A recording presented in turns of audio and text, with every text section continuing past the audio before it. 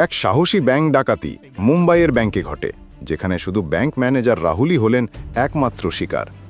এই হত্যার ছায়া কি সত্যি দুর্ঘটনা, নাকি ছিল পরিকল্পিত টার্গেটেড খুন? গোয়েন্দারা যখন তদন্তে নামে, তারা দেখতে পায় বেটিং আসক্তি, ক্যাপচার্ড লেনদেন আর এক সুদৃঢ় ফান্ডিং লেনদেনের জাল, যা এক পরিকল্পনার অংশ। ব্যাংকের টাকা নয়, এখানে সবথেকে বড় চুরি হলো এক মানসিক উতরে যাওয়ার রহস্য। অল্প অথচ গুরুত্বপূর্ণ ক্লুজ, এক মোটা রশি, এক গোলাপি ব্যাগ, এক অচেনা ফোন কল, সব মিলে তৈরি করল এক জটিল ধাঁধা।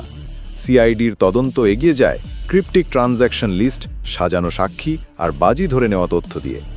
এক ডাকাতি, এক বেটিং নেটওয়ার্ক, এক পরিণত শিকার। ঘটনার আসল রহস্য এখনও বাকি, এটাই কেবল শুরু।